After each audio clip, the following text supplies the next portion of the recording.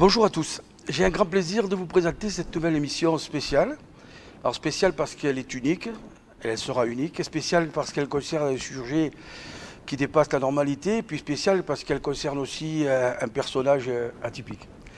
Tout d'abord, je voudrais remercier la 09 TV et son responsable Franck Maganja pour son appui logistique et la réalisation de cette interview vidéo. Ça fait un grand plaisir de se retrouver sur une opération comme celle-ci. Et puis Jean-Michel Zulot, qui nous reçoit aujourd'hui dans son école de danse, la seule en Ariège, qui se situe à Verniolle et qui nous accueille ici dans ses locaux. Si nous avons souhaité faire cette interview, c'est que le sujet et son personnage méritent mieux que quelques lignes de la presse écrite. Je ne voudrais aucunement faire de l'ombre à nos amis de la presse écrite. J'ai une pensée particulière pour Rémi Gégard. Nous voulons donner la parole à notre invité pour qu'il puisse nous exprimer son ressenti avec ses mots et que nous décrivions dans ses yeux l'émotion que nous avons partagée avec lui. Nous allons parler de course à pied, pas celle du bitume, quelle que soit la distance, pas celle du trail-honnête, pas celle du trail long, ni de l'ultra-trail 120, 160, 220 km, mais de l'ultra avec plus. La course à pied de l'extrême, par la distance, par le dénivelé, mais aussi et surtout par des températures de plus 40 dans le désert et de moins 40 dans le nord canadien. J'essaie d'imaginer 80% d'écart entre les deux. Moi, je vous laisse imaginer, moi je n'arrive pas à imaginer du tout. Rentrons dans la présentation de ce personnage. Certains le connaissent, d'autres peu ou pas. Mais il est toujours important de faire un petit rappel pour planter le décor autour de ce bonhomme. 2009, premier sur la Trans 63 au Maroc, avec à la clé le record de l'épreuve en 56 heures. En 2010, premier sur la 555 au Maroc. Le Tour des Géants en 2016, 350 km, 31 000 de dénivelé. La Spin Race en 2017, 435 km en plein hiver. En septembre 2017, l'Ultra Gobi Race, plus de 400 km. En 2018, la Transpyrénéen Off en 12 jours et 10 heures, soit 880 km avec 60 000 de dénivelé plus. En 2019, premier sur la Yukon Arctic Ultra, 430 miles, 692 km. Essayez d'imaginer au fur et à mesure. En 2019 aussi, il boucle les 1000 km dans le désert mauritanien. En 2021, il termine la superbe course en Suède, je ne dirai pas le nom parce que je suis incapable de le dire, 531 km, 8500 de dénivelé plus. En 2022, il vient de rentrer, il vient de couvrir le Didata Road en Alaska, 350 miles, premier de la course, premier dans la catégorie à pied, avec luge, 493 km en 5 jours, 19 heures et 44 minutes. On parlera de son projet futur. En 2022, il fera partie d'expéditions des coureurs européens qui vont défier les Indiens, héritiers des tribus Apaches sur leur terrain de jeu, l'Ultra Run Raramuri, dans le nord-ouest du Mexique. On en parlera à la fin. Donc je vais arrêter là. Toutes ces éloges, mais je vais vous présenter mon invité. J'ai oublié de vous dire, il est chef d'entreprise, il a 52 ans, il est marié à Isabelle qui est à côté de nous.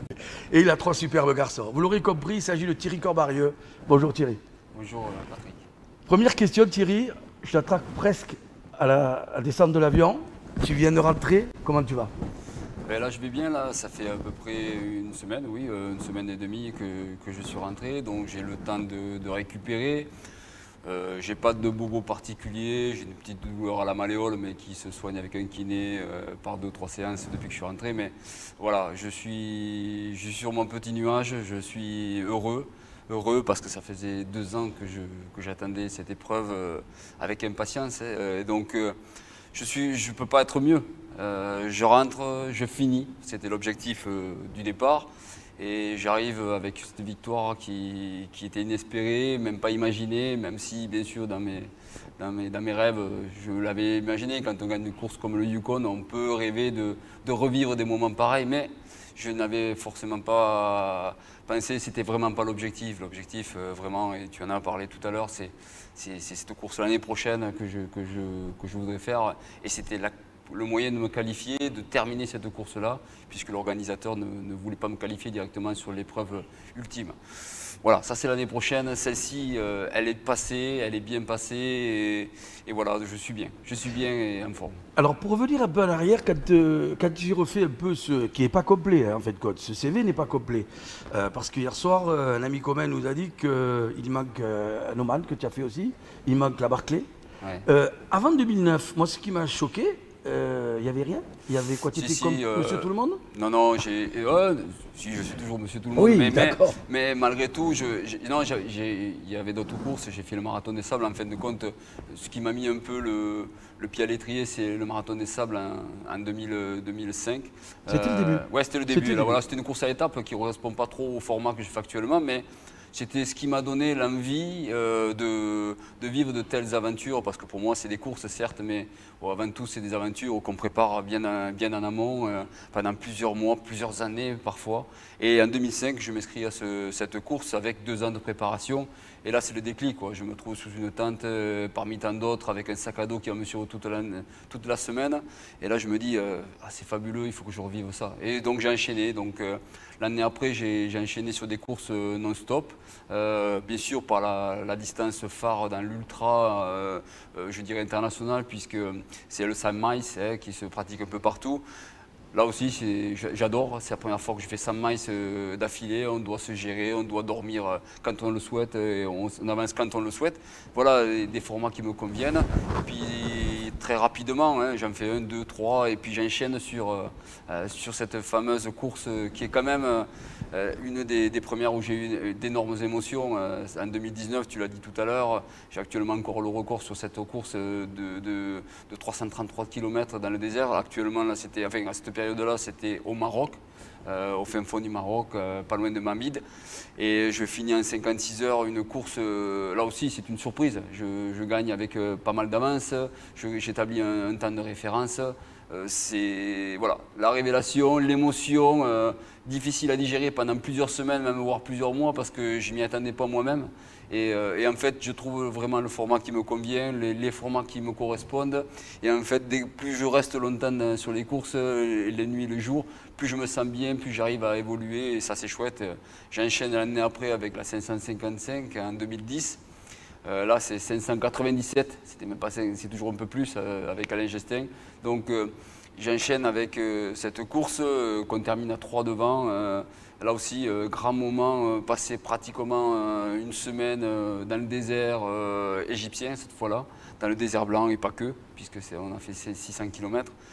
Voilà, c'est l'enchaînement, je démarre vraiment l'enchaînement des courses très très longue distance à ce moment-là. Donc là, j'étais très adepte du désert. Oui. À cette période-là, je faisais pratiquement que des déserts et effectivement, tu l'as cité avec le désert d'Oman où j'avais fait 3e avec Cyril Fondeville là.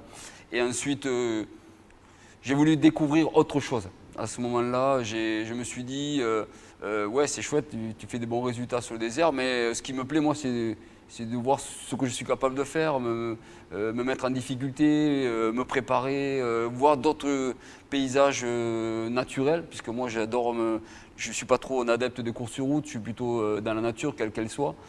Et puis là, je teste d'autres formats, le format montagne avec la Transpyrénéa à une certaine période, mais pas que, puisque j'avais fait déjà l'UTMB, j'avais fait des courses de montagne, la Diagonale des Fous, enfin, toutes ces courses-là un peu mythiques.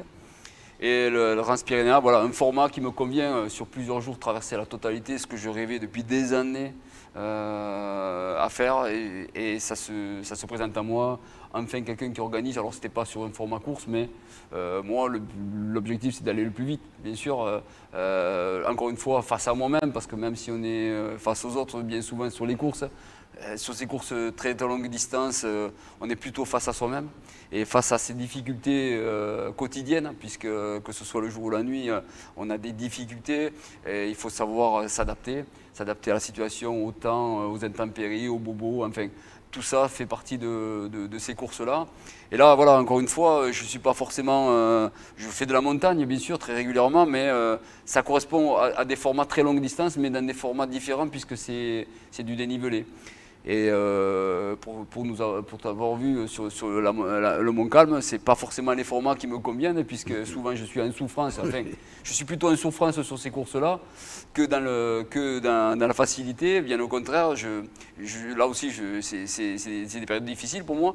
Et je me prépare. Je me prépare comme je me prépare dans le désert, sauf que là, je décide de faire la totalité du parcours tronçonné pendant plusieurs mois. Tous les week-ends, je partais entre 2 voire 3 jours quand j'arrivais à prendre un jour pour pouvoir déjà travailler le dénivelé, travailler à la distance et surtout pour éviter de me perdre. J'avais bien identifié que le GR10 il est bien établi, il est bien marqué, mais dans des zones un peu particulières, il peut ne pas être marqué. Donc pour me rassurer là-dessus et pour m'entraîner en même temps, j'avais décidé de faire pratiquement la totalité, donc 90% du parcours avait été effectué avant la Transpyrénéen.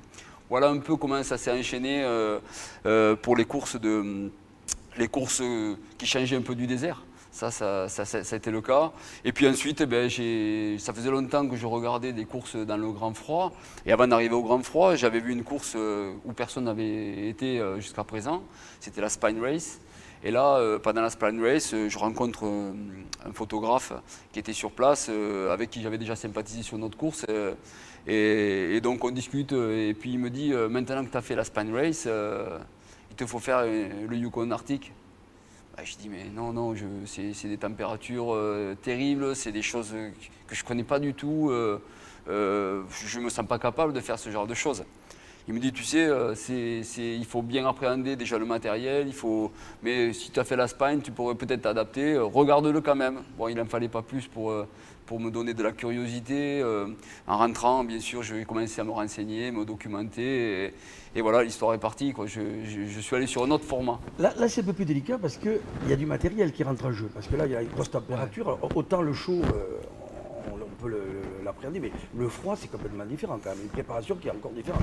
Ouais, c'était justement, on me pose souvent la question, qu'est-ce que je préfère, ou même quelle est la difficulté ou les différences entre le chaud et le froid.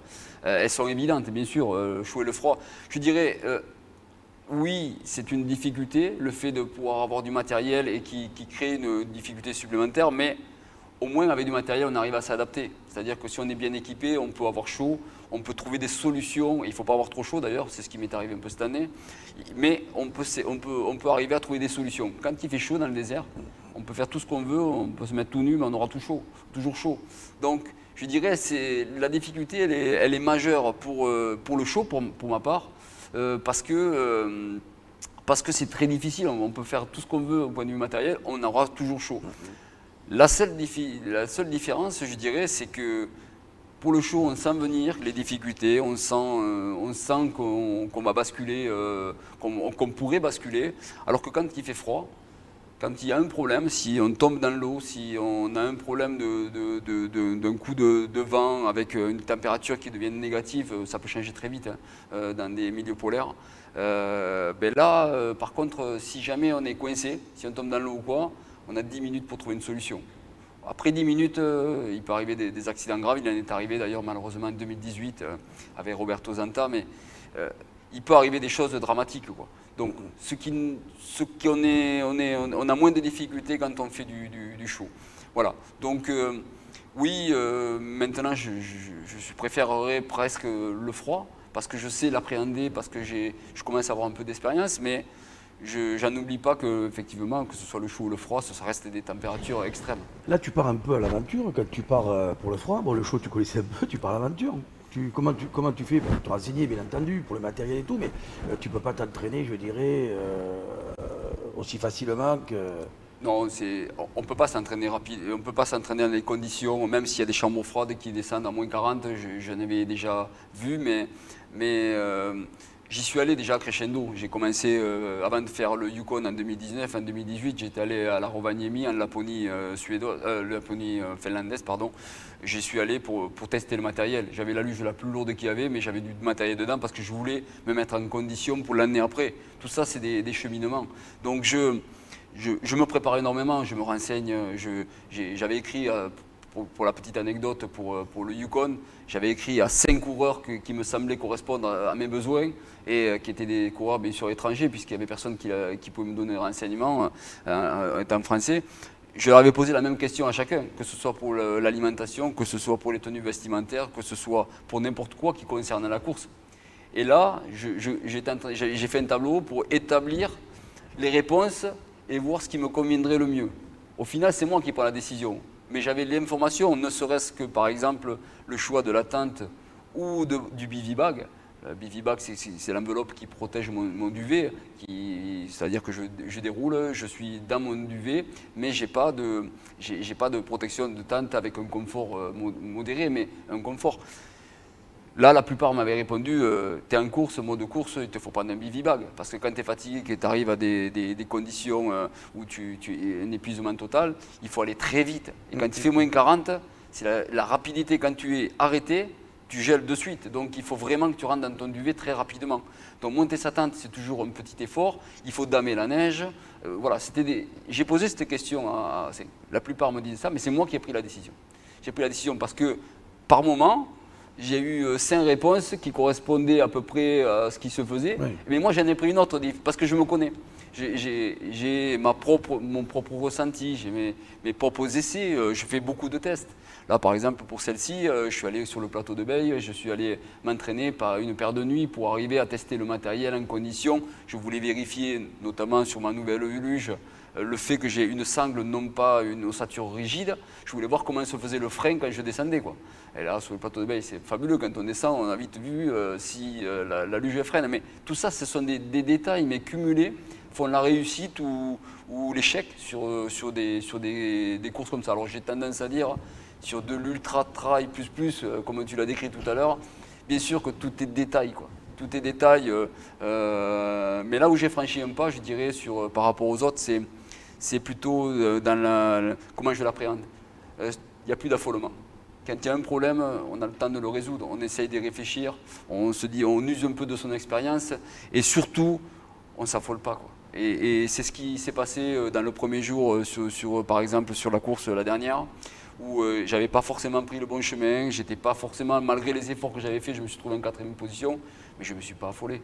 Je savais que le chemin était long, l'objectif était toujours d'arriver et non pas forcément de gagner, bon, pas forcément parce que tu as toujours un peu dans le coin de la tête, mais ce n'est pas ça l'objectif.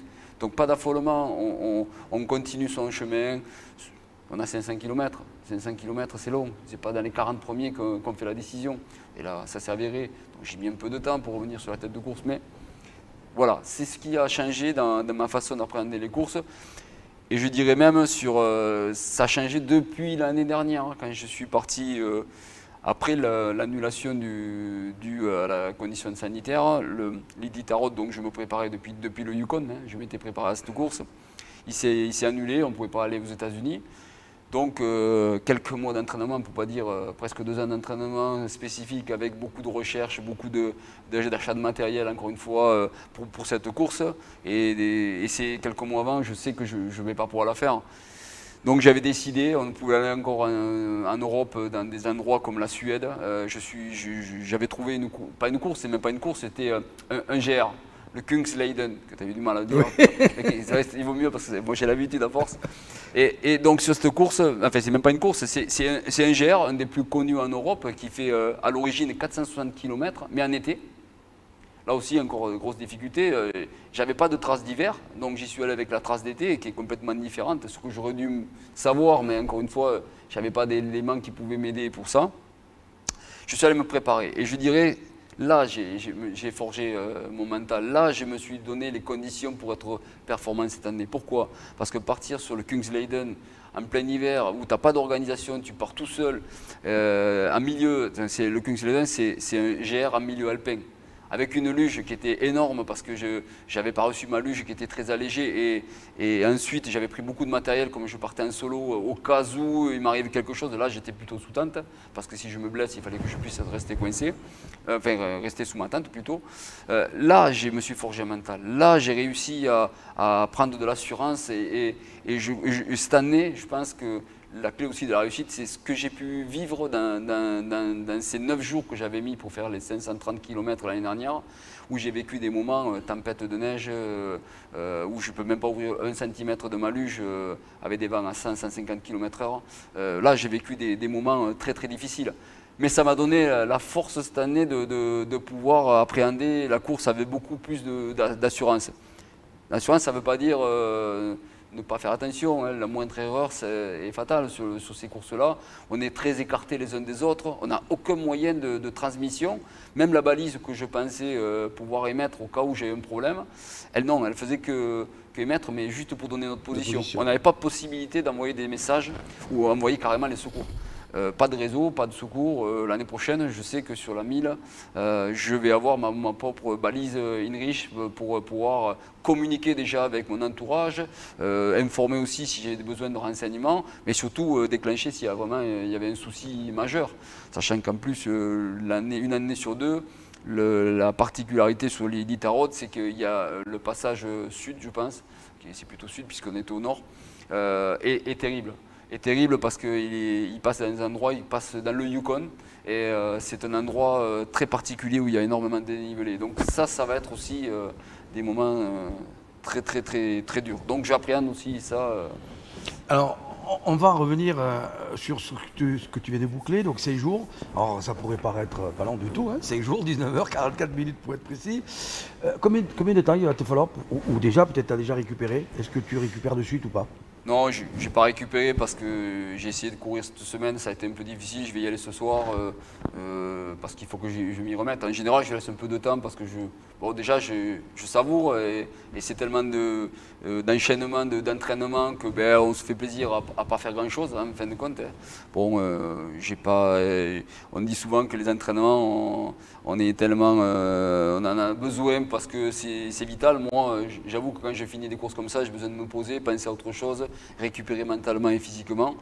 Là, j'ai pas le choix, j'ai une course qui va arriver dans un mois, donc je suis obligé de faire de la récupération active. J'ai essayé cette semaine, je fais 3 km, c'était pas très bien, donc j'ai laissé tomber, j'avais des actions professionnelles à faire, donc je me suis focalisé là-dessus. Ce soir, je vais reprendre, ce week-end, je vais enchaîner avec du vélo, voilà. J'ai pas de pépin physique, si ce n'est une petite douleur à la malléole, mais qui est vraiment pas grand-chose. Donc non, je n'ai pas récupéré, bien sûr, mais je suis en prédisposition pour arriver à reprendre l'entraînement. On parle donc de ce côté un peu médical. Est-ce que tu es suivi avant? Est-ce que tu es suivi après? Pendant, je ne pense pas, mais est-ce qu'avant et après tu es suivi? Oui, en fait, il y a des gens qui me suivent depuis quelques années, mais je m'appuie sur eux parce que bien sûr qu'on a beaucoup de questions à leur poser sur ce qui pourrait nous arriver. Mais je prends un détail, l'année dernière, comme j'étais tout seul par exemple en solo, je me dis si je m'ouvre, je fais une grosse plaie, que j'ai une hémorragie, comme je suis tout seul au milieu de nulle part et que personne n'est au courant que je suis là, si ce n'est que mon entourage, qu'est-ce que je fais? Donc mon Toby m'a appris à faire quelques points pour pouvoir survivre, pour ne pas me vider. Donc j'ai un suivi, j'ai des gens qui s'impliquent énormément dans ma préparation. J'ai la chance d'avoir cet entourage qui a vécu mes courses à un certain moment et qui sont accrochés en me demandant s'ils pouvaient être dans mon staff médical. Mais bien sûr que j'étais tellement heureux de les avoir. Et ça à tous les niveaux, que ce soit aussi bien en podologue qu'en médecine générale, qu'en kiné, bien sûr, en ostéopathie. J'ai un staff qui sont des amis maintenant depuis le temps qu'ils sont avec moi. Qu'est-ce que ça donne quand on revient comme ça? Perte de poids Oui, bien sûr. D'accord. Bon, on reprend vite, mais on reprend vite parce que bon, déjà. Combien tu perds par exemple? En général, on perd une dizaine de kilos. Ah, quand même. Ouais, c'est impressionnant. Alors là, je ne me suis pas pesé. Je ne sais pas, je devais être dans ces eaux-là, mais peut-être plus ou peut-être moins, je n'en sais rien. On prend vite, parce qu'en une semaine, là, je pense que tu m'aurais vu la semaine dernière, j'avais pas le même visage, j'étais assez marqué. Et bon, là, j'avais fait la course, j'avais tous les retours en avion, parce que à l'arrivée, on repart avec un petit avion, c'est fabuleux ça. On retraverse toute l'Alaska, tous les endroits où j'avais sommeil, mais je me suis ouvert les yeux parce qu'il fallait absolument que je voie ces magnifiques paysages que j'avais traversés. on s'imagine où c'est qu'on a pu passer. Oui, on voit ces rivières gelées, enfin, ces bois extraordinaires, ces montagnes qu'on a frôlées. Enfin, tout ça, je rêvais de vivre. En plus, avec les petits avions, on est en basse altitude. C'est des moments magiques parce que, bien sûr, ces villages où on arrive, il n'y a pas d'autre solution que de partir en avion, quoi. On ne peut pas, il n'y a pas de route, il n'y a rien. Et puis c'est partout comme ça, en Alaska, le taxi, c'est un avion, quoi. Donc entre ce petit avion et tous les vols de retour, ça a été assez difficile, le décalage qu'il a fallu que je prenne dans l'autre sens. Bon, tout ça fait que quand je suis arrivé, j'étais assez fatigué. Bon, après, la victoire, elle a effacé un peu tout ça. Le retour dans mon village avec, bien sûr, les gens qui étaient heureux de me retrouver, où on a fait une petite fiesta ce week-end. C'était génial, quoi. Bien sûr, c'est des grands moments et c'est des choses que je n'oublie jamais. Je me rappelle encore, même pour le Yukon, c'est des moments fabuleux. Donc les revivre un peu, même s'il n'y a pas eu la même intensité cette fois-ci, c'était toujours des super moments qu'on rêve de vivre en tant que sportif. Je suis en train de penser, quand tu t'en vas et quand tu arrives là-bas, vous arrivez un peu à l'avance, parce que je crois que vous avez une obligation de faire un stage, c'est ça? Alors, au Yukon, c'était une obligation. Ouais. Là, il n'y a pas d'obligation. C'est une particularité chez cette course. Il n'y a pas de matériel obligatoire. Il n'y a rien d'obligatoire. Si ce n'est que tu dois faire, pour faire la grande course, tu dois te qualifier. Ça, c'est une obligation. Donc, il n'y a rien d'obligatoire. Moi, j'ai tenu à venir une semaine avant parce qu'il y avait un décalage horaire. Donc, je voulais absorber petit à petit dans la semaine. Et en même temps, je voulais glaner des informations sur ce parcours parce que j'avais pas de carte, j'avais pas de tracé. Enfin, j'avais un tracé GPS, mais je voulais vérifier qu'il soit bon. Et donc, dans la semaine, je me suis dit, je vais pouvoir glaner toutes ces informations. Bon, je pensais acheter des cartes, il n'y a pas de carte. J'ai fait tout en Corège, il n'y a pas de carte. J'ai essayé d'avoir des informations, j'ai mangé chez des Américains qui l'avaient fait. J'ai passé une soirée avec des Italiens et tout. J'ai glané un maximum d'informations. Au final, bon, ça paraît un peu long quand même, une semaine, parce à part l'hôtel, faire quelques achats, manger, dormir, se reposer, voilà. Mais quelque part, c'est ce qui fait aussi la clé de la réussite, parce que j'étais bien, j'étais prêt. Dès le départ, j'avais pas de troubles autres que l'anxiété de faire la course, mais j'étais bien, j'étais en bonne position pour faire un démarrage. J'en avais discuté aussi avec des Français qui avaient participé, notamment Mathieu Bonnier qui était avec moi là-bas. Il m'a dit, moi j'étais venu 3 jours avant la course, j'étais très fatigué dès le départ. Oui, donc ce décalage horaire, il est difficile à absorber là. Et effectivement, je suis venu une semaine avant et je ne le regrette pas. L'année prochaine, c'est ce que je ferai. Alors, c'était un parcours où il n'y a pas de trace. Normalement, c'est pas tracé, hein, c'est pas un parcours comme sur la rigueur sur le GR10 où effectivement c'est tracé. Oui. C'est comme ça qu'on t'a vu partir dans les. On compte pas sur le même chemin que les autres. Et donc ça c'est quoi? C'était un choix que tu avais fait? Ouais. Ce qui est terrible en plus, c'est que dès le départ, moi j'ai besoin pour me détendre de partir. Et je crois que j'étais le seul à partir en courant.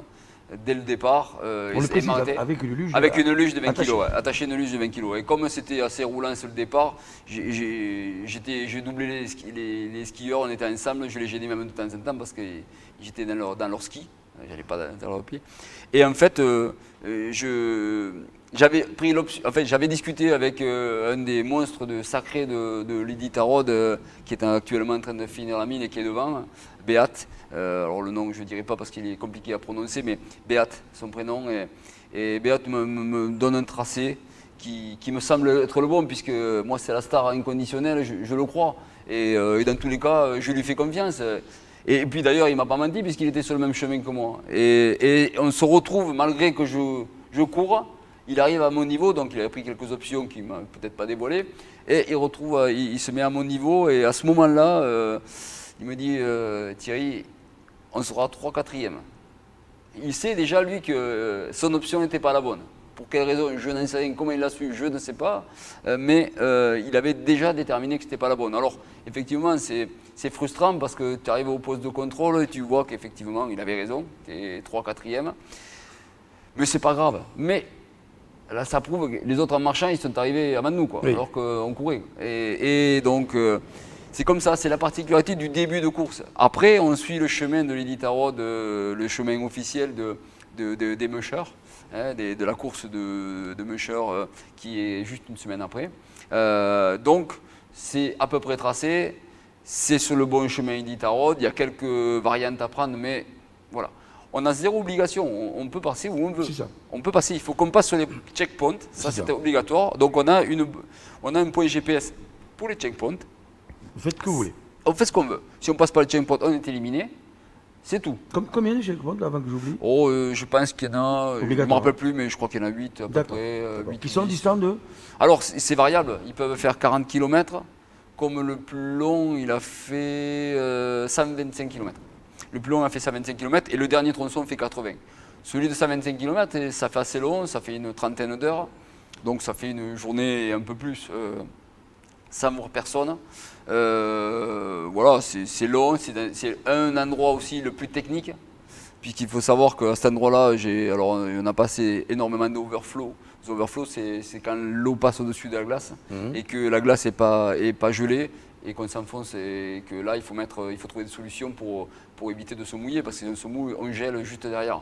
Donc là, c'était le démarrage de mes overflows, justement à 4 h du matin. 4 h du matin, je me trouve devant une rivière immense et je ne sais pas la traverser, quoi.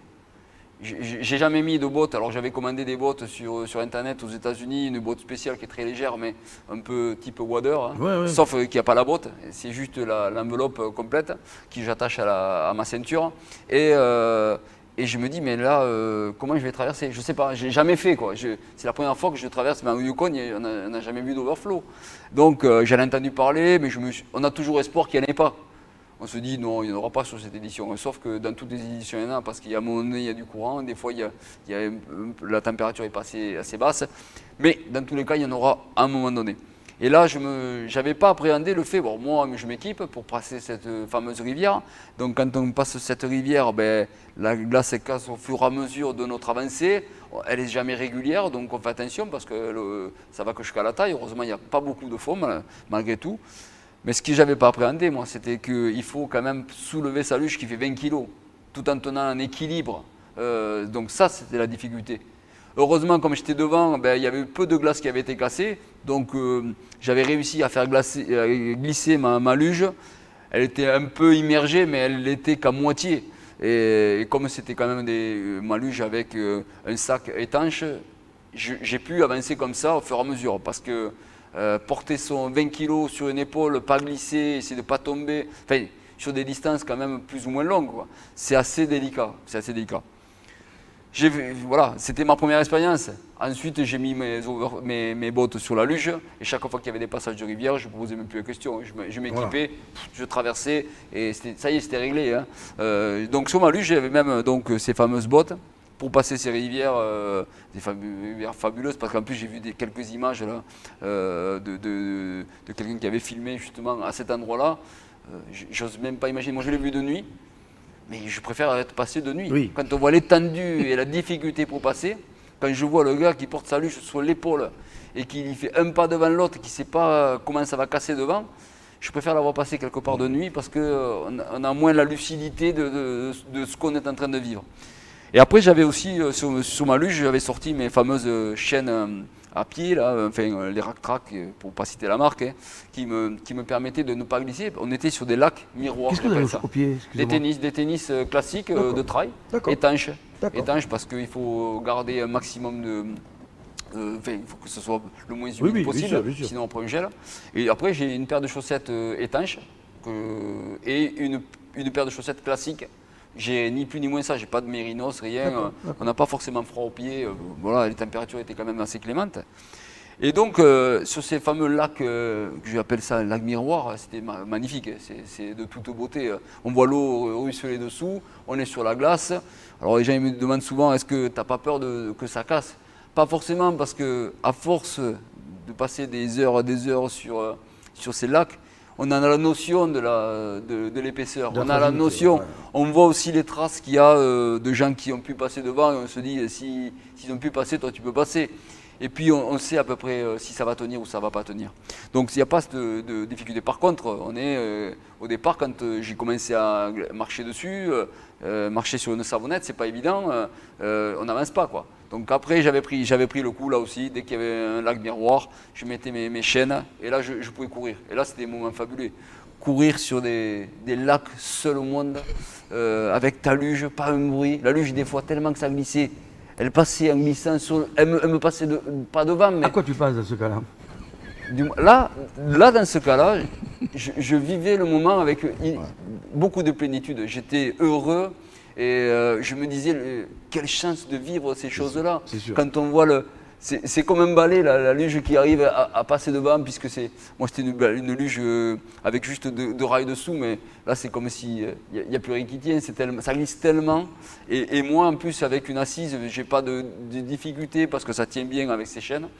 Et en plus, en courant, ça délie un peu le fait qu'on marche énormément sur ce genre d'épreuve. Ben là, c'est un pur bonheur, quoi. On voudrait que ça dure tout le long, on voudrait avoir que des lacs comme ça. C'est tellement magnifique de vivre ces moments-là. Qu'est-ce que ça représente à peu près sur la distance, ces lacs? Alors, c'était plutôt, on va dire, une période. Là,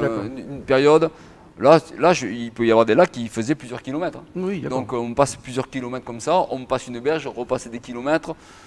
C'était plutôt, on va dire, c'est dans les 2 jours où j'avais ce fameux tronçon de 125 km où j'ai passé des lacs. Mais bien avant ça, j'ai passé aussi pendant 50 km à peu près, une demi-journée, j'ai passé un endroit où il n'y avait pas de neige.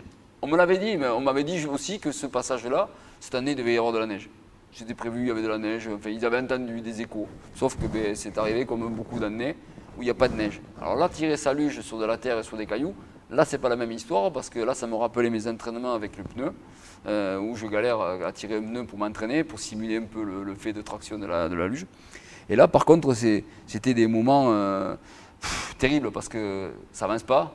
On a peur de couper le matériel. J'avais 2 sangles qui me tenaient. Je me dis, elle va jamais tenir, c'est pas possible. À la traction que je lui mets avec ma sangle, je vais tout couper. Et puis, ça avance. On arrive. Dès qu'on voit une petite plaque, on est content, on va s'y coller dessus pour que ça glisse sur 1 mètre. Ça nous fait plaisir. Mais ça dure trop longtemps, quoi. Ça dure une demi-journée, même un peu plus. Je ne sais plus, je dis 50 km, mais c'est à peu près ça, ce que ça devait faire comme distance. C'est terrible. C'est terrible de trouver. Il y en avait qui avaient des luges qu'ils avaient fait fabriquer, notamment le français en ski. Là.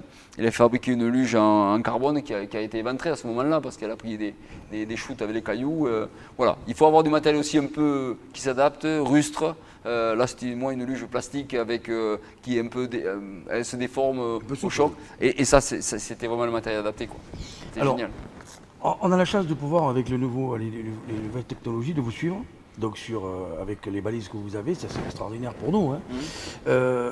On a très peu de notions de dénivelé, parce qu'il y en a très peu là en fin de compte. Eh bien si, c'est justement, alors le cumul je ne saurais pas dire parce que je ne l'ai pas forcément calculé, mais je dirais après mon arrivée, c'est là que ça commence à être un peu moins, il y a moins de dénivelé soi-disant parce que je ne l'ai pas fait.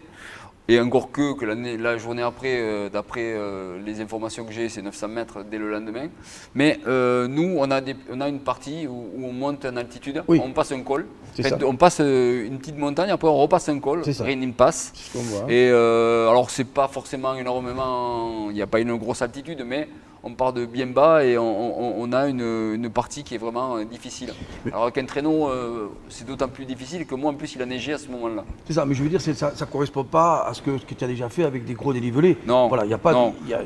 Là encore une fois, merci le Kungsleden de m'avoir donné, enfin j'en ai vraiment bavé au Kungsleden, parce que là vraiment j'en ai bavé, puisque là c'est vraiment un milieu alpin.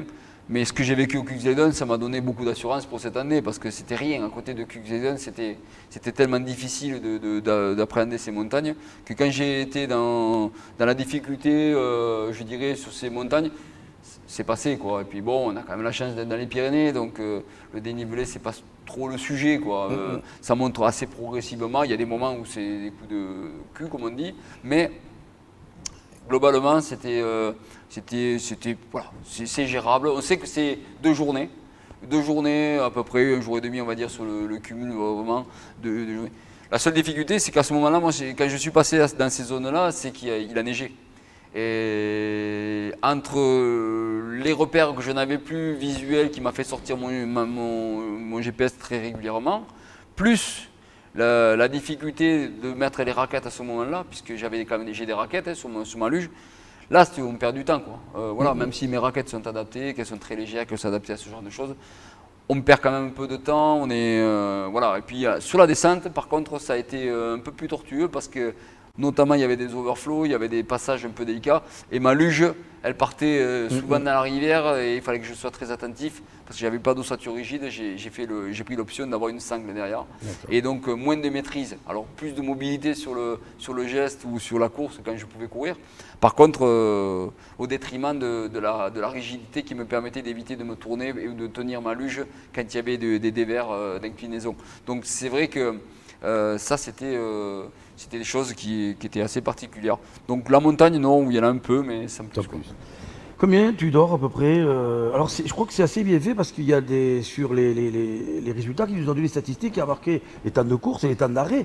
Mais c'est peut-être pas celle que tu dors entièrement. Combien tu dors par nuit? Oui, bien sûr, il y a des postes de contrôle. Ouais, alors c'est ça qui est fou parce que bon, il y a des postes de contrôle. Là, on essaie de se reposer un petit peu. Ça dépend des postes, ça dépend des. Au checkpoint, vous pouvez. On peut se reposer. Vous pouvez profiter de l'occasion. On peut profiter, mais pas tout le temps. Par exemple, le premier, on est à 40 km, on va pas le faire. Oui. Le deuxième, on arrive dans un lodge, on peut le faire, mais moi, c'était le matin de bonne heure, donc je suis reparti direct. Bon, j'avais dormi juste avant. Hein. Mais dès la première nuit, je voulais pas dormir. Puis dès la première nuit, j'ai senti un peu de fatigue. Je me suis dit, ben, si tu es fatigué, il faut dormir. Il ne faut pas commencer à s'épuiser dès le départ. Tu verras au fur et à mesure. Et là, j'ai dormi une petite heure et demie, quoi. Il faisait un peu frais en plus, donc j'ai dormi, j'ai bien dormi dans mon duvet, même le sol, pareil, avec mon matelas. Et là, j'étais bien. Dedans. Non, dehors. Là, c'était dehors. Là, c'était dehors. Ouais, c'était dehors. C'était ma première année, je l'ai fait dehors, comme ça au moins. Mais bon, avec les duvets que j'ai, ils peuvent tenir jusqu'à moins 40. On est bien. Hein. Enfin bon, tout est relatif, mais moi, je suis bien. Et ensuite, la deuxième nuit, j'ai réussi à arriver à un poste de contrôle. Donc c'était un lodge, il y avait des possibilités de dormir, j'en ai profité. J'ai passé ma première nuit, j'ai dormi 3 heures, j'ai réussi à pouvoir me reposer dans une dur, on en profite dès qu'on y arrive. Voilà, la troisième, j'ai dormi sur le chemin carrément, enfin sur le bord puisqu'on n'a pas le droit de dormir sur le chemin. Donc j'ai damé un peu, j'étais carrément dans la montagne. Donc là j'ai dormi sur le chemin. Mais au fur et à mesure du temps, j'appréhendais la nuit énormément. Les 2 dernières nuits, ça a été vraiment un enfer. Pourquoi? Parce que bon, je commençais à être épuisé, j'avais quand même cumulé beaucoup de... Enfin, je ne m'étais pas reposé certainement assez. Et la luminosité, comme bien souvent dans ces courses, est un facteur aggravant. À 19h, il fait nuit. À 19h, il fait nuit, jusqu'au lendemain 8h, pratiquement, il fait nuit. Ça fait long et en plus, il n'y avait pas de lune. Donc, c'est la nuit noire et c'est épuisant au fur et à mesure. Et là, je savais que moi... Alors même fatigué, quand il fait jour, on avance. Il n'y a pas de problème, on est éveillé, on est fatigué, mais on est éveillé. Par contre, dès qu'il fait nuit, ben, il faut lutter, quoi. Il faut lutter, notamment les dernières nuits. L'avant-dernière nuit, ça a été assez terrible parce que je voulais arriver à un point absolument et je voulais y arriver. J'y suis arrivé, mais là, il a fallu que je dorme. J'ai fait 1h30, ce qui n'est pas suffisant, mais... Je suis reparti, je divaguais encore, mais j'ai dit ouais, il faut tenir jusqu'à ce que... Là, on compte je fais que regarder ma montre. Je me dis, pourvu que 8h, ça arrive vite, pour que le soleil se lève, que ça me fasse ouvrir les yeux, quoi. C'est difficile de lutter. Et la dernière nuit, alors là c'était encore pire. D'abord, au dernier poste de contrôle, donc au bout de 125 km, on aurait pu croire, comme bien souvent les gens en général, c'est à Nikolai, c'est dans un village, où on est dans une salle des fêtes du village, où il y a quand même l'infrastructure où on peut manger, enfin c'est super, quoi. C'est l'endroit où on peut se requinquer pour faire les derniers 80 km. Et moi, je suis arrivé à 10h du matin et je savais qu'il fallait que je reparte vite. Pourquoi? Pas parce que, bien sûr que je jouais la course, donc je voulais partir pour gagner un peu de temps sur les autres, mais c'était pas ça la principale raison. C'était surtout que je voulais rester le maximum en heure de jour sur le chemin. Parce que je savais qu'à partir de 19h, ça allait être une lutte et c'est ce qui est arrivé, quoi. Donc moi, je me suis arrêté seulement 2 heures pour manger, me reposer, préparer mes derniers 80 km. Et je suis reparti dans la foulée, à grand étonnement des gens sur place, de me voir déjà partir. Voilà, donc j'ai dit c'est le dernier tronçon, maintenant j'y vais. Et bien sûr, les 5 heures qui est 2 jours, en plus j'avais le vent de face, c'était terrible, le vent de face, ça n'avançait pas, c'était quand même difficile à gérer. Et bien sûr, quand la nuit est arrivée, à 19h, ça a commencé la lutte, mais très rapidement. Très rapidement, j'ai tenu tout ce que j'ai pu. Alors, je ne me rappelle plus à quel moment j'ai craqué, mais je pense que c'était... Ah oui, si, je me rappelle, oui. C'était à peu près à 9 h du soir. Donc c'était pas longtemps après que j'ai craqué. Je voulais arriver à un point de bifurcation qui était le dernier point de bifurcation où on a deux possibilités, un chemin à gauche, un chemin à droite. Ça change suivant les années. Et tous les pneus des vélos qui étaient devant moi, ça allait tous sur la droite. Le balisage était tout sur la droite, c'était damé sur la droite. Et moi, je suis à la gauche. Alors on me dit, mais pourquoi tu es à la gauche? Ben, je suis à la gauche parce que un quart d'heure avant, j'étais tellement épuisé que j'ai été obligé de m'arrêter un quart d'heure avant cette bifurcation.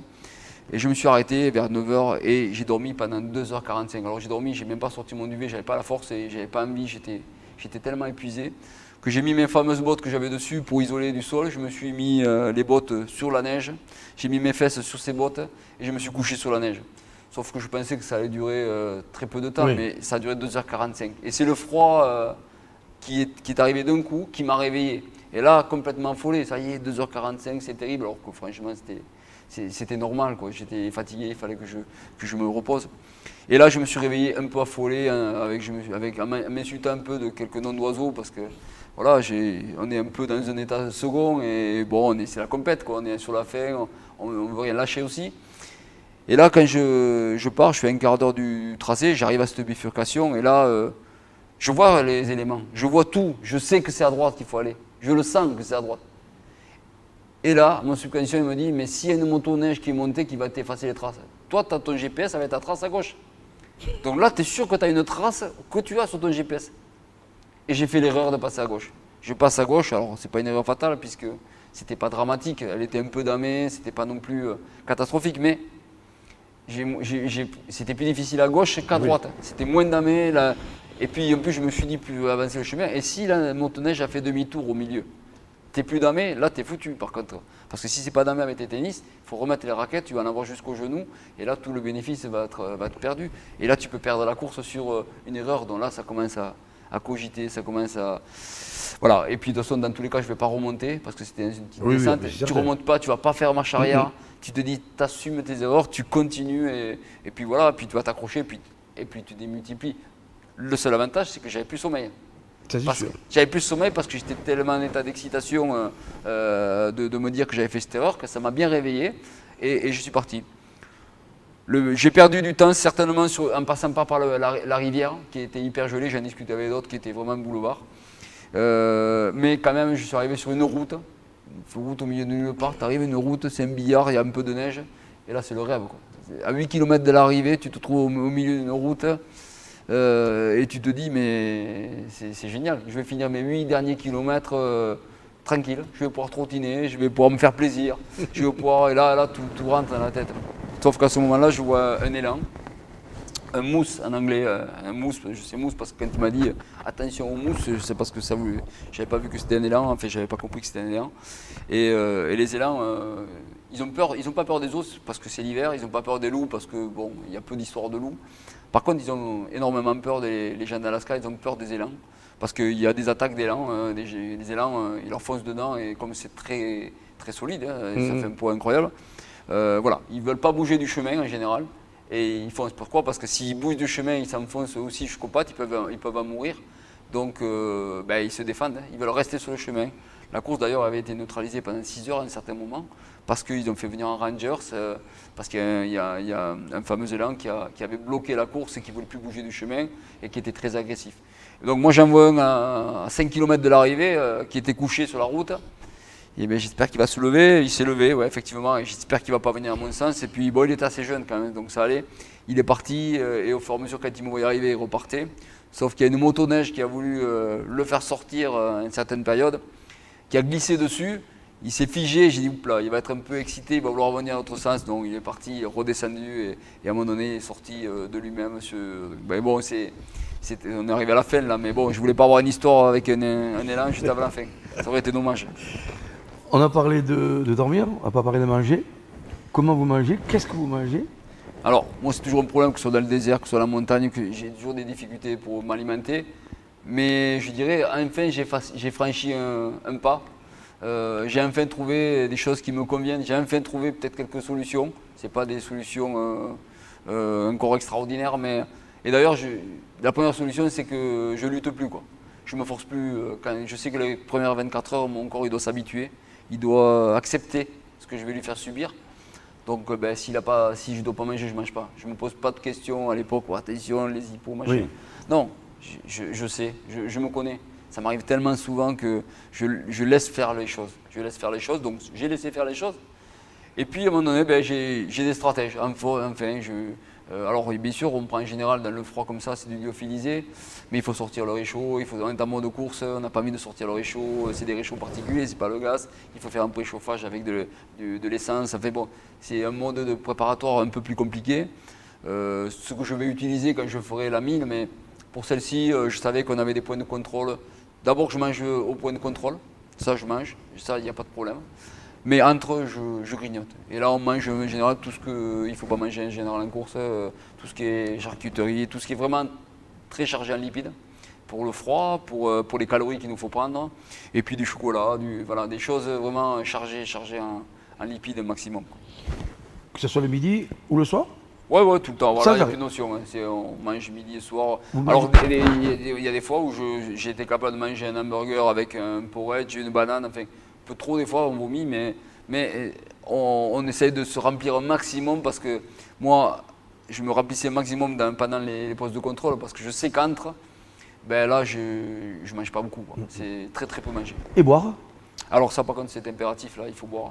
C'est plus, je dirais même, dans le froid, paradoxalement, au chaud.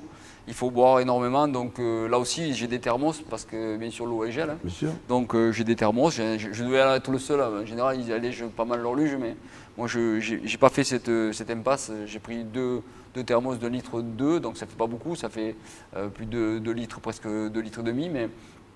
Et après j'avais 2 récipients, j'en avais un autre petit que j'avais à la taille et un récipient où je faisais le transfert pour boire aussi de l'eau fraîche parce que boire de l'eau chaude c'est pas très agréable. Voilà. Alors là aussi j'avais essayé des choses qui n'ont pas fonctionné. Je pensais qu'en buvant du thé en permanence ça marcherait, ça m'a vite dégoûté ça aussi. Donc de l'eau classique. Voilà. Et quand on n'a pas d'eau, ben, il faut faire de l'eau. Il faut faire de l'eau avec le réchaud. Et voilà. Donc j'ai été un peu limite sur une ou deux tronçons, mais en général, quand même, ça allait, j'étais bien.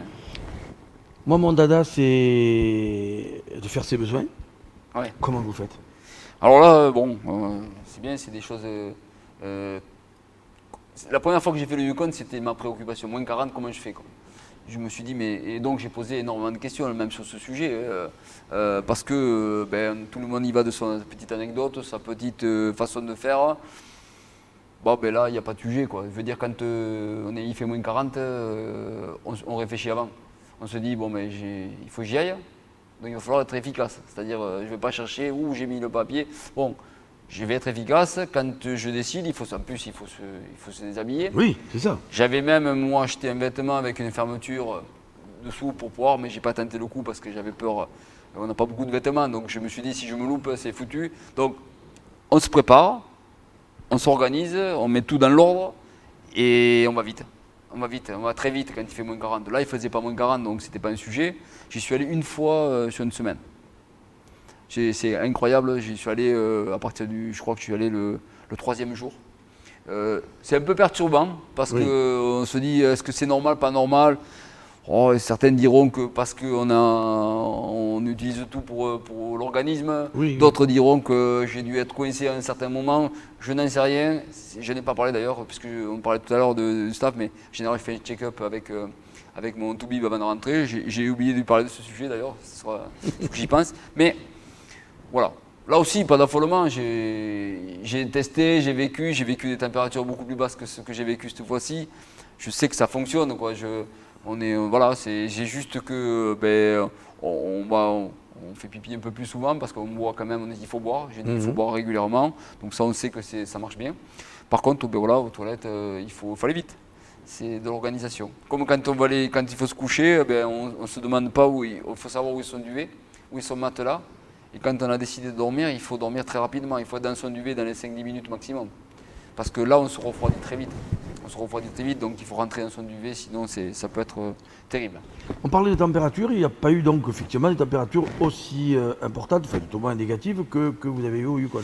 Non, je pense que la température la plus basse devait osciller avec les -20, hein, à peu près d'après ce qu'on a pu me dire. Parce que moi j'avais pas de thermomètre au début, je ne l'ai pas gardé.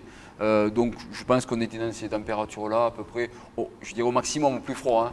On a eu une température très clémente. Alors très clémente, oui c'est bien, mais c'est pas forcément bien parce que bon, au-delà du fait que les zones peuvent ne pas être, certaines zones ne peuvent pas être gelées, c'est pas bien parce qu'on transpire beaucoup. Là, ça a été une véritable difficulté cette année. J'ai été à un moment donné obligé de garder ma première couche de. Parce qu'on est comme un millefeuille, on essaie de mettre des couches. Et j'étais obligé de rester ma première couche qui n'était pas, je dirais, faite pour recevoir le vent. Donc j'avais des moments quand il y avait quelques rafales où j'avais un peu froid, mais c'était le seul moyen que j'ai trouvé pour ne pas geler, quoi. Et donc. J'ai fait quelques erreurs de ce côté-là et là c'est bon, je crois qu'on m'a travaillé avec une entreprise aussi pour travailler justement pour l'année prochaine, pour éviter justement ce genre de désagrément. Pardon. Et voilà, je vais aussi voir si je peux travailler avec une entreprise qui fabrique des duvets. Là je suis en rapport avec une là, qui est pas loin, qui est dans le Tarn. Et voilà, je vais essayer de prendre rendez-vous parce que je voudrais adapter le duvet qui me convienne, essayer d'avoir tout en un, c'est-à-dire d'éviter d'avoir une membrane étanche qui couvre mon duvet. Je voudrais avoir que mon duvet soit carrément étanche pour que quand je le déroule, j'ai plus qu'à dormir dedans. Alors ça c'est limite là aussi puisque cette membrane elle permet aussi que quand il y a une tempête d'avoir une petite enveloppe, mais ça peut être bien aussi. Tu es en train d'anticiper sur celle de l'année prochaine? Ouais. Parce que, alors, donc, on va préciser que, tu l'as dit tout à l'heure, on va le repréciser, c'est que l'organisateur ne te prend pas pour le mini-mice comme ça, cash. Il te dit, il faut que vous montriez ce que vous savez faire et tu lui as montré. Ouais, voilà, en fait, ouais, c'est ça, au début. Et je dis, alors, avec le recul, il a raison, sincèrement, il a raison.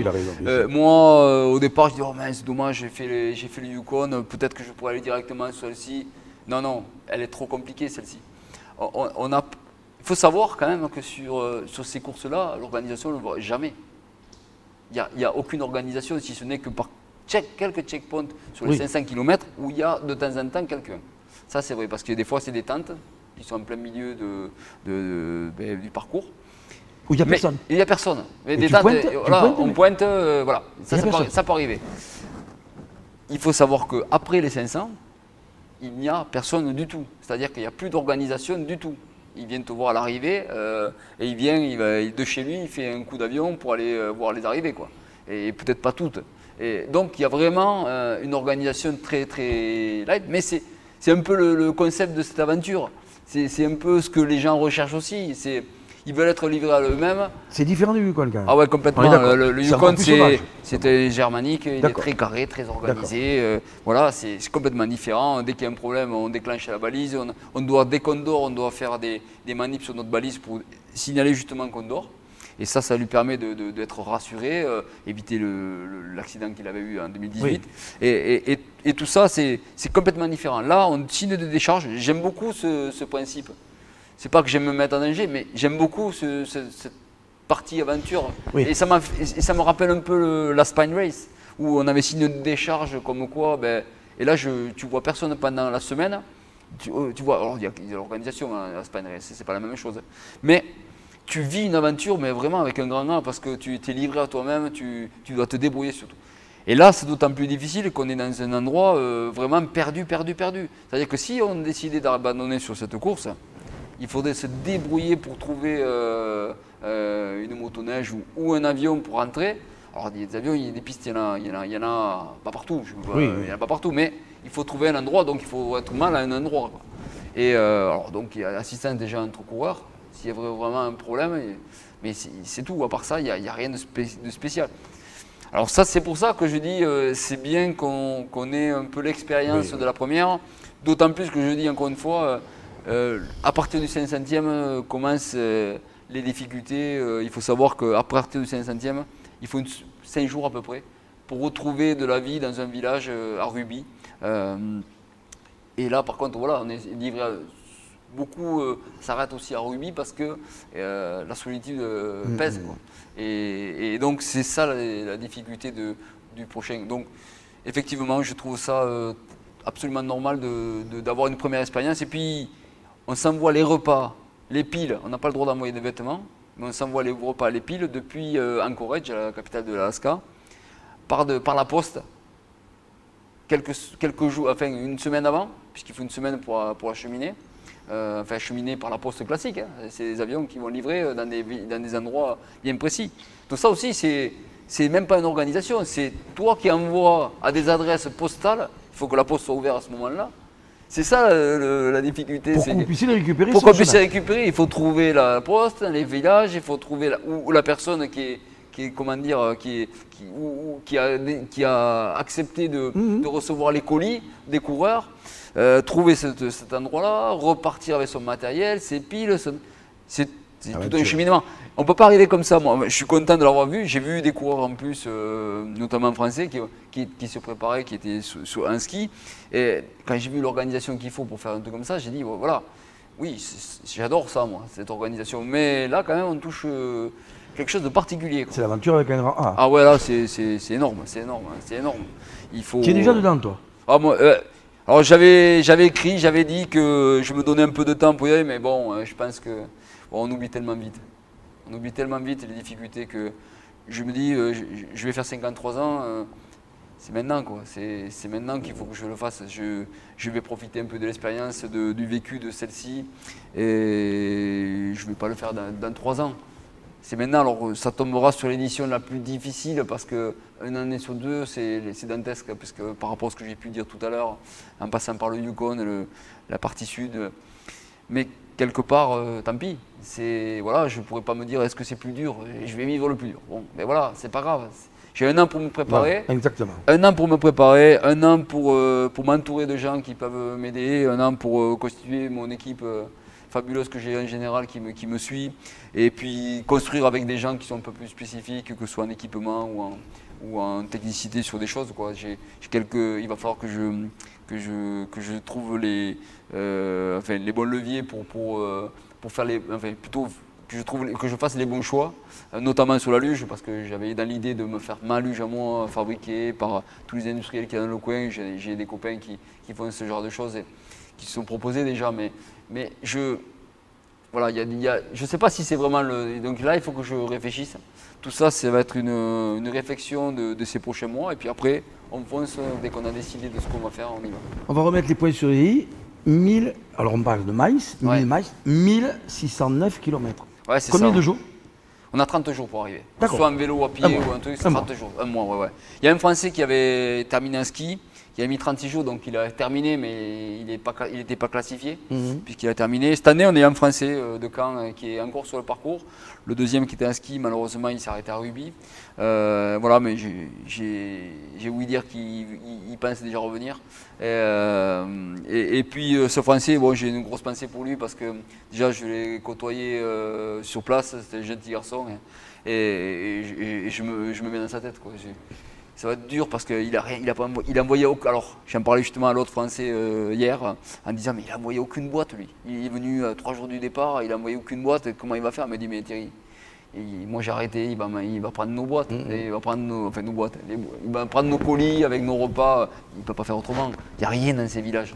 Il n'y a rien. Il peut y avoir un lodge, mais c'est vraiment un coup de bol quoi, de tomber dessus. Mais donc j'espère, je ne souhaite qu'une chose, c'est qu'il arrive, ça serait le premier Français, donc lui il est à pied, il n'est pas en ski, ce serait le premier Français, voilà, il est pas en avance sur le temps parce qu'il était, il doit être, il est un peu plus que la mi-course à 18 jours, il est un peu plus, ça va être tendu, mais surtout qu'il arrive dans les grosses difficultés du vent, il suffit qu'il y ait une mauvaise, qu'il soit bloqué pendant un jour ou deux avant de traverser la banquise, ça va être... Ça sera très jouable, ça sera très juste. Mais je lui souhaite vraiment d'arriver. Il me tarde de lui parler. Je suis avec lui tous les jours. Je me lève, je regarde et plusieurs fois dans la journée. voilà, je me transpose à lui, quoi, pour l'instant. Et voilà, j'aimerais bien vivre ce qu'il va vivre, mais bon. Ça sera en février 2023. Ça sera en mars. Ah, mars, d'accord. Ouais, non, c'est février, début mars. Le 28 février, Oui, ouais, oui. donc début mars, voilà. Tout le mois de mars. Tout le mois de mars. Tout le mois de mars, je serai certainement en Alaska. Ouais. Est-ce que tu l'utiliseras comme préparation pour la Transpyrénéenne qui sera au mois d'août après?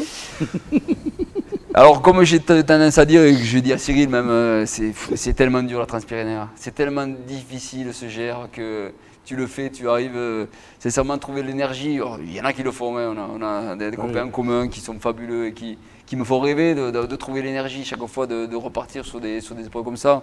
Moi, j'ai tendance à dire, j'ai tellement de projets que je veux essayer de découvrir tellement de choses que voilà, j'ai du mal à revenir, surtout quand c'est des épreuves comme ça, dantesques. Bah, mais ça m'empêche que je serai sur le parcours certainement. Tu parles de projet. Oui. Tu viens de rentrer dans moins de 30, un peu plus de 30 jours, tu repars pour, ouais, je repars.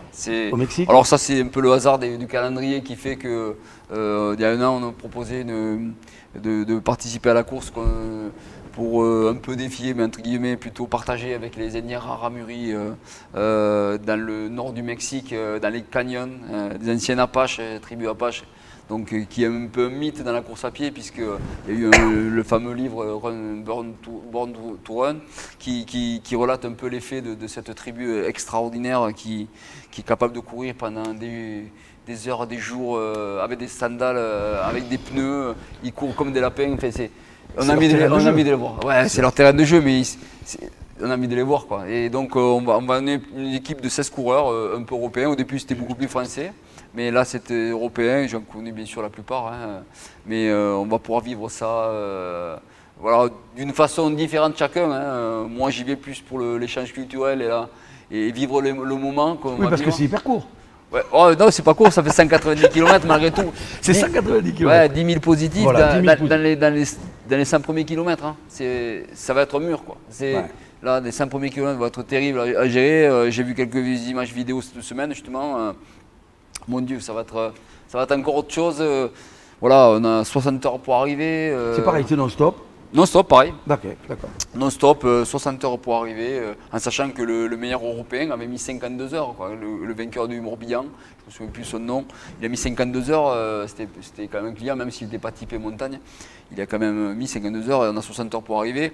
Le meilleur des Indiens avait mis 26 heures. 26 heures. Ça, on a fait le double, j'ai regardé. C'est incroyable. Donc, ouais. On a envie de voir. Alors, on va être traqué cette fois-ci pour voir un peu le parcours de chacun. Ça va être sympa parce que ça va pouvoir donner un peu d'interactivité un peu dans toutes ces courses-là et faire vivre aussi, c'est chouette. Et puis voilà, donc on va avoir une trace GPS, ce qu'il n'y avait pas eu aussi. Et il y avait l'avantage des Indiens qui connaissaient bien le parcours.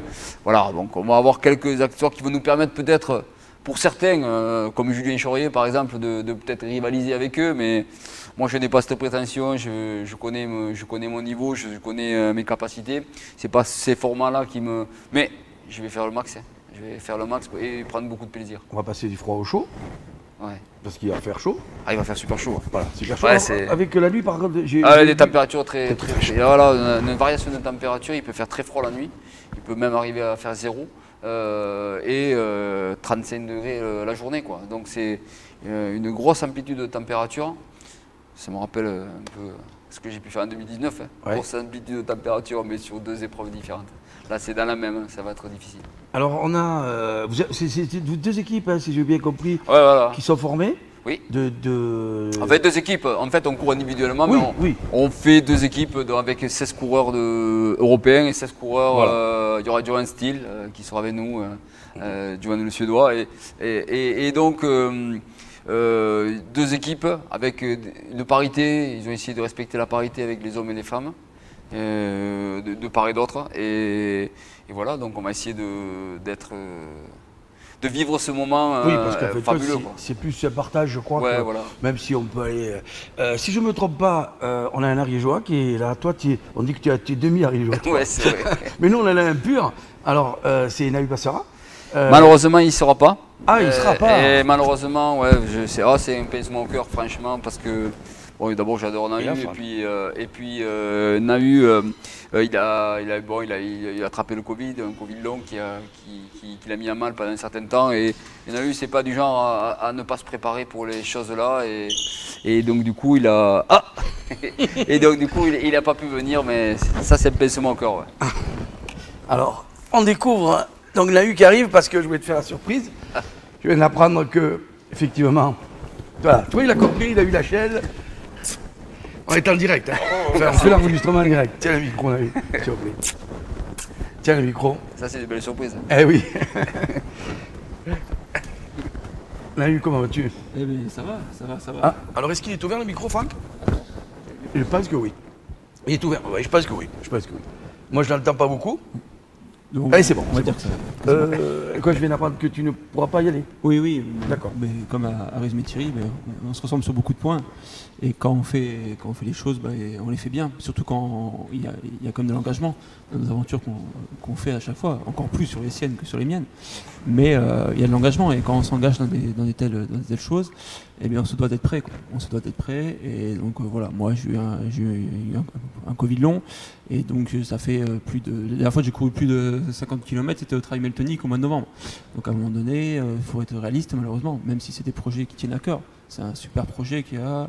Malheureusement, il faut être réaliste. Et j'ai dû me résoudre à déclarer forfait pour ce projet qui est superbe. Je vais suivre les amis qui y sont. Et voilà, donc non, mais je suis admiratif parce que il nous a encore sorti quelque chose de très gros, hein, notre ami Thierry. Franchement, c'est énorme, mais c'est à son image parce que il a la performance sportive. Mais on est à une époque, il faut pas tout résumer à la performance sportive. Il faut voir l'humain derrière et que ce soit l'être humain est au niveau du niveau sportif qu'il a. Et c'est un plaisir de pouvoir le côtoyer. En fait, God, c'est pour ça que je voulais le faire venir. C'était tu parles de toi, en fait, God.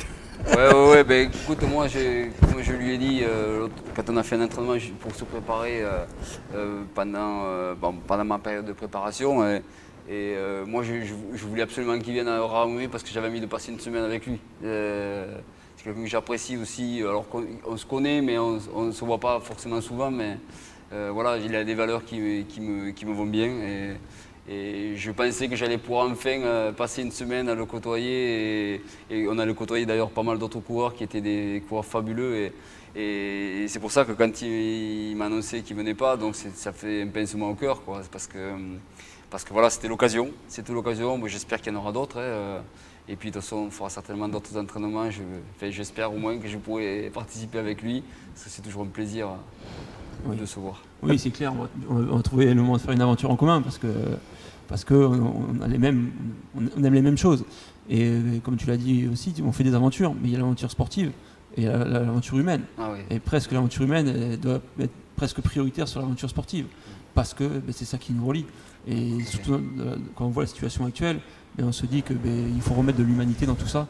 Et là, c'était l'occasion de vivre une grande aventure humaine. Et d'ailleurs, c'est pour ça aussi que ce projet me faisait rêver. Et me fait rêver, mais malheureusement, ça sera sans moi. Mais voilà, mettre de l'humain, des aventures humaines et des aventures sportives, quand on arrive à coupler tout ça, on se rend compte qu'on est dans le vrai. Donc, je suis sûr qu'on trouvera le moment de faire l'entraînement, ça c'est sûr, mais d'aller faire une aventure en commun sur un projet qu'on trouvera. Il n'y a pas de souci parce que là-dessus on s'entendra bien. Ça c'est sûr. Voilà, ce qu'on voulait lui faire la surprise à la fin de l'interview. Vous Vous deviez partir ensemble, donc tu vois, même moi je ne le savais pas. J'ai vu que Maria aussi ce matin a fait forfait aussi.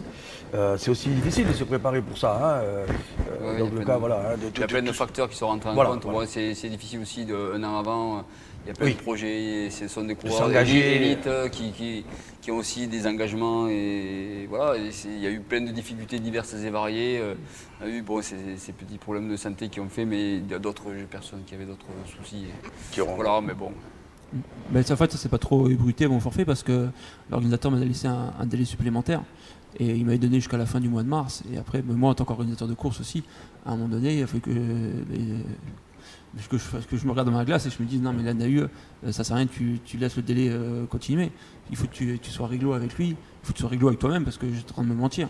Et donc voilà, Mais donc ça, c'est le job aussi de faire le job. Je le remercie d'ailleurs l'organisateur Jean-François qui m'a laissé un délai supplémentaire, qui a fait tout pour parce qu'il a très bien compris que c'était pas de mon ressort et que de mon côté, je me donnais toutes les chances de participer.